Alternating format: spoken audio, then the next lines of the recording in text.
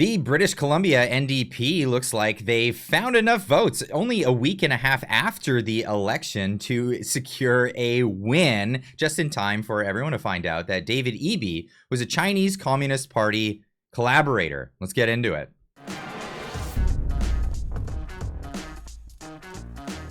All right, so there's some ebbs and flows and twists and turns in this whole story of the British Columbia election and Canada's election integrity as a whole as we get into this. CBC reporting that BC Lieutenant Governor asked NDP leader David Eby to form government. Hey, just in time. We're going to get into why. But the NDP has been elected in 47 ridings, with the Conservatives elected in 44. The BC Greens have won 2 seats.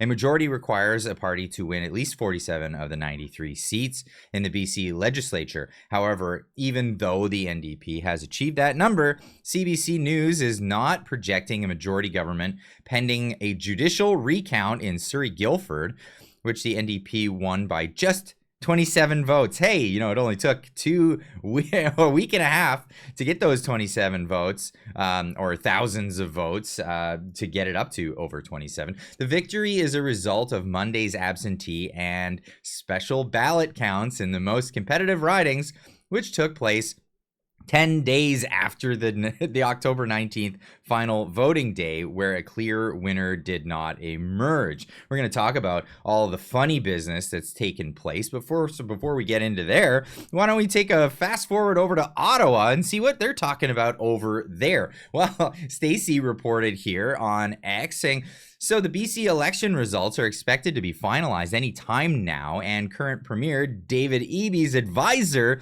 is implicated in foreign interference?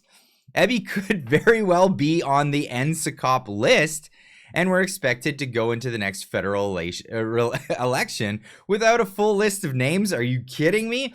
And this is what was said here at a press conference. Fast forward, I'll show you where this press conference was. CPAC. Go to their website. I'll leave a link in the description down below where you can go watch this in its entirety. This is MP Kevin Vaughan discusses foreign interference. Independent MP Kevin Vaughan holds a news conference on Parliament Hill to speak about foreign interference in Canada.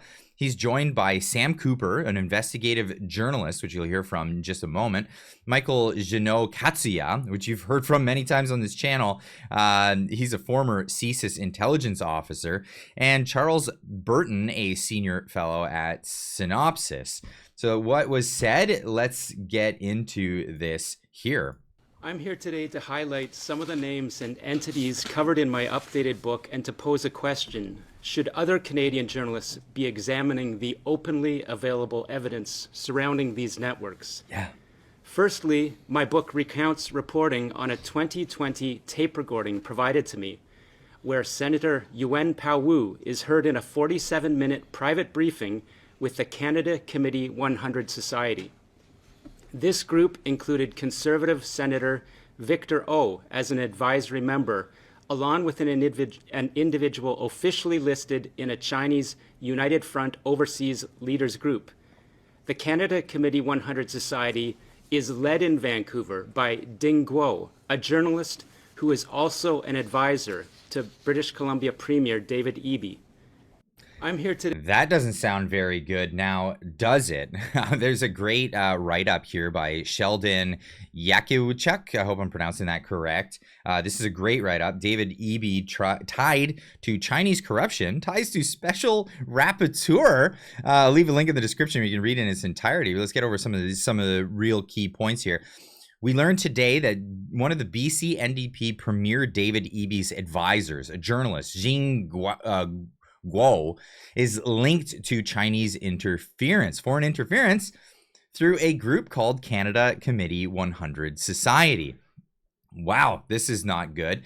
As in, by sitting in this information, well, I'll get to this point here. Firstly, my book recounts reporting on a 2020 tape recording provided to me, where Senator Yuen Pao-Wu is heard in a 47-minute private briefing with the Canada Committee 100 Society. This group included Conservative Senator Victor O as an advisory member, along with an individual officially listed in a Chinese United Front Overseas Leaders Group.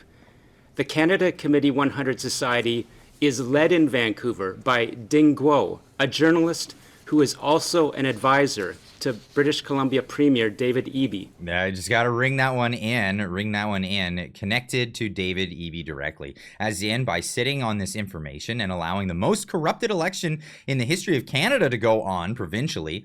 Over the last couple of months, and especially during the polling where counts took an additional 8 days, seems to be even more corrupted than just.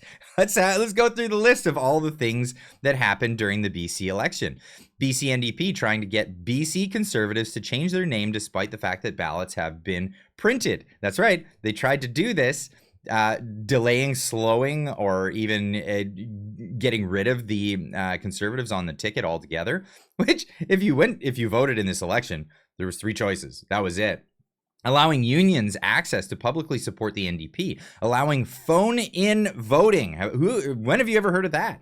Closing down polling stations due to rain. Hey, guess what? You can't vote today. Sorry, got to go home. Using tabulators where 49,000 mail-in votes were not tabulated. Finding an additional 17,000 ballots prior to the counting of the 49K.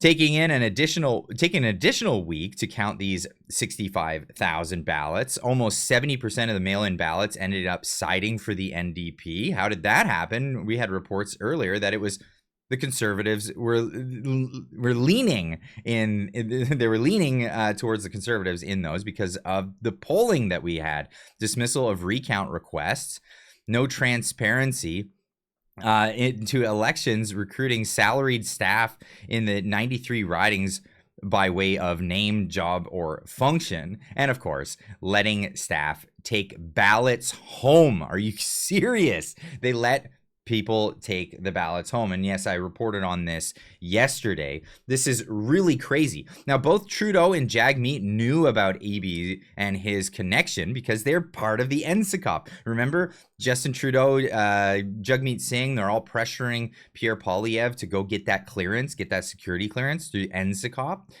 Well, they both had that clearance. They both knew about David Eby and how corrupt and how connected he was.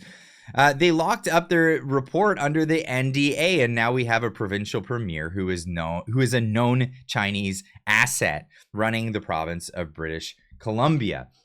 So that's where we stand there. If anything, we should all be glad that Pierre Poilievre did not do this, because when he does find out who these people are, he can actually do something about it. Now, remember, NSICOP, when you sign into NSICOP, you're silenced for the rest of your life under threat of possibly 14 years of prison if you blab about anything that you've heard under the NSICOP. So yeah, this is why Pierre Poilievre has not gone through with that. Let's move forward. Andy Lee, who's been reporting on this one for ages. She's not new to this game. She's been reporting on Chinese interference since before anybody was talking about it. She says Rise Media's Ding Guo, a friend of the NDP's David Eby, calmly explains there are 7 to 8 key provincial election districts where the Chinese population is concentrated, and that Chinese voters may be able to decide who will form the next government in British Columbia. Of course, it's all in Chinese. I can't read it. That's why we enlist the help of Andy Lee. She says Rise Media implicated in foreign interference founded by Lahu, based in China, operated by Global Times staff, and David Eby's close friend Ding Guo, runs attack ads against BC Conservatives ahead of the election, claiming that Rustad wants to fill our streets with guns. Of course, that's absolutely false. This is fake news, but this is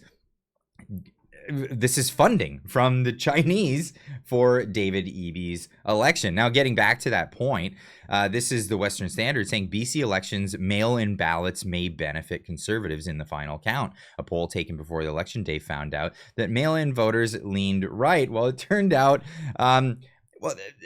it all just went somewhere else. Hey, what do you know, when all these ballots just mysteriously pop up? But I wasn't the only one pointing this out.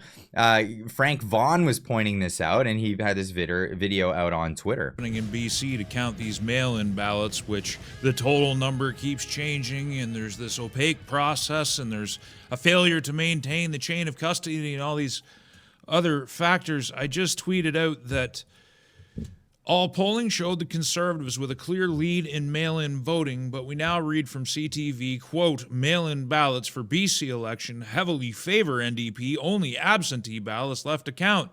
This is after they found an additional 17,000 ballots over what their estimate was a week ago.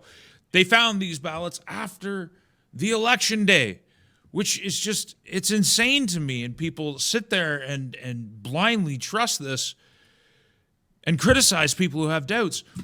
Criticizing people who have doubts, and that's the big thing. Of course, getting in there and calling anybody who has doubts in this a conspiracy theorist. Now, I want to encourage everybody to go over to Frank Vaughan's YouTube channel. I'll leave a link to that video in the description as well. Go check him out. He'll be on the channel this Friday. We're going to have a chat. We're going to be talking about all of this, what went sour, what happened, and maybe some stuff about Saskatchewan.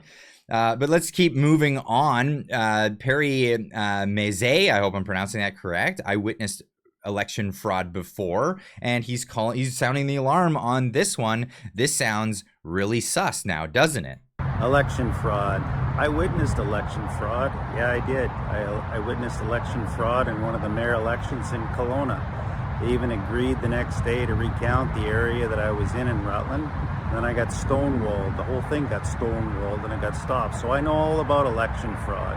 So what's going on in BC right now, I can't even help you if you can't see what the fraud that's going on. We go from an election that's supposed to be counted in one day, and then we have now mail-in ballots. Then you can add to those mail-in ballots that already had a total, and now they've got a new total. And then you can phone in and vote. Seriously? So I wasn't even going to vote in this election. But my brother said, hey, Perry, we're making headway. You can now go in, and they use a jiffy. They don't use a pencil. You can use a jiffy. So I said, okay, they're making headway. Let's vote. So I did vote. But the machines are still there. The machines need to go. This whole entire BC election needs to be redone. We need to lose the machines. They need to be hand counted. And people can go in and vote with a pen, vote with a jiffy, and we can hand count the vote. And then if it takes 2, 3, 4 weeks, I'm sure the public will be more than happy to get an honest, straight, good election vote. Absolutely. I couldn't agree more. What is the point of not doing a hand tallied vote? Why do we have to have the machines? Why do we have to have all this technology? Why do we have to have weeks in advance? This is all new stuff, and it's all suspect. If you want an election to be thought of as not being fair and proper, this is the way you do it. This is absolutely the way you do it. If not, you do it on the day, the one day. And here's what's crazy about this. Just the other day, Donald Trump was on Joe Rogan saying exactly the same thing. It's crazy. Twitter. And then he agrees to Starlink. And he tweets 100 times a day. He's an amazing guy. Right? Yeah. He said to me that unless you have paper ballots, it can never be an honest election. That's a big statement. It's a big statement. We should go to paper ballots. You know, France did. They went to mail-in voting, and it was all messed up. What can you know be the done? amazing thing with the machines? So we have the machines. They cost 10 times more. Paper ballot would cost 8%. And they make paper ballots, they're all watermarked and everything else. They're very sophisticated.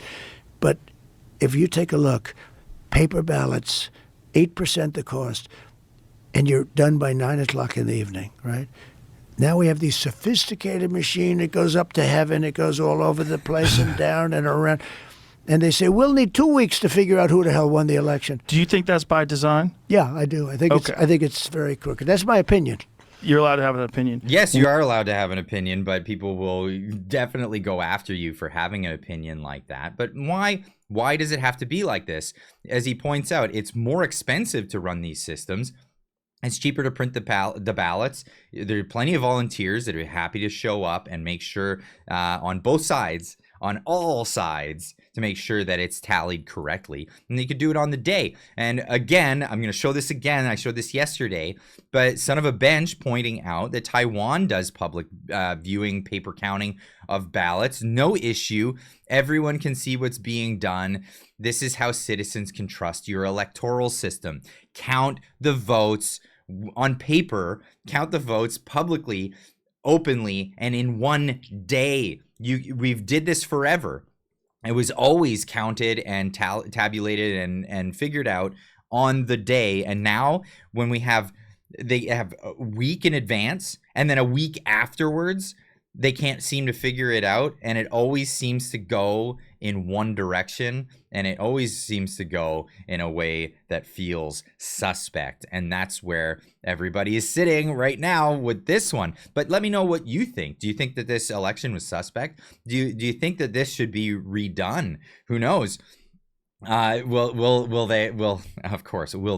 NDP concede that it was sus enough to have a re-election? We don't know, especially after finding out that David Eby is now implicated in foreign interference on the federal level as well as on the provincial level. Let me know in the comments. We'll see you in the next one. Keep on trucking, folks.